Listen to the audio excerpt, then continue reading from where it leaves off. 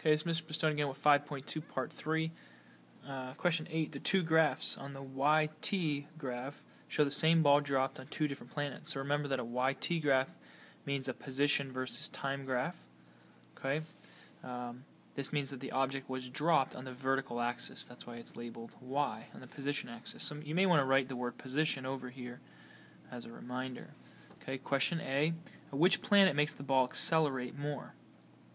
Okay. In other words, that could say which planet causes the ball to speed up at a greater rate. Accelerate more, speed up at a greater rate.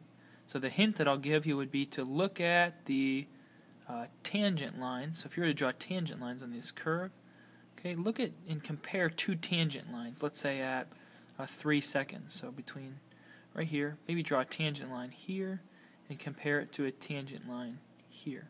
Okay, compare the steepness of those tangent lines.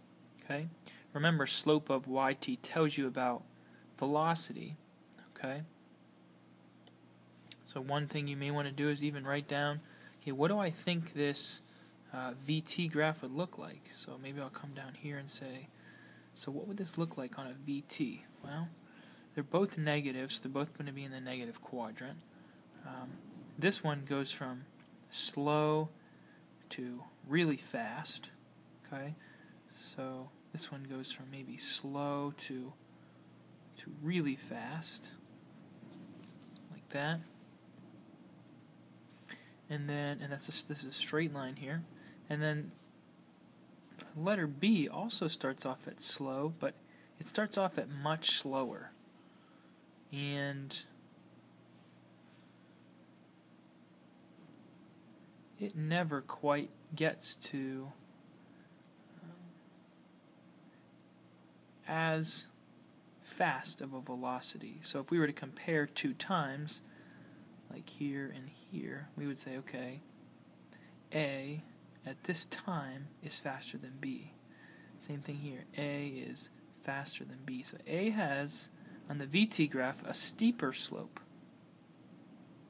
Okay, remember slope of VT gives acceleration, so use that as maybe a help to go with A. At time equals 5 seconds, calculate the velocity on planet A.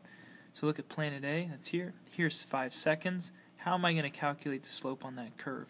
I'm going to draw a tangent line, turn that into a triangle, and do rise over run right there. I'm going to do the same thing.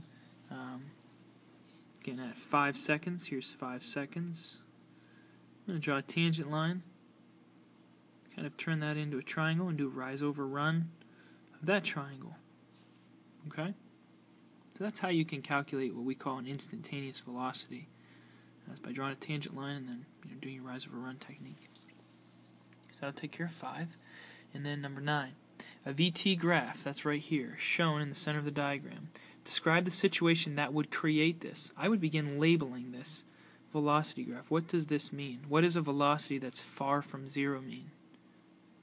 It means fast. What's a velocity that approaches zero mean? It means it's slowing down. And then what's going on right here? As you cross over zero velocity, this is where the object stopped. Okay? And then now we're starting to go away from zero again in the negative direction. Okay? So this is positive direction up here. This is negative direction. And we're going from fast to slow to stopped to slow to fast in the negative direction. So you need to kind of go backwards and say, so what would the YT look like? I've got positive direction, then stopped, then negative direction. Okay? And then go ahead and say, okay, now how do I go from this VT graph over to my AT? Okay? Describe that situation.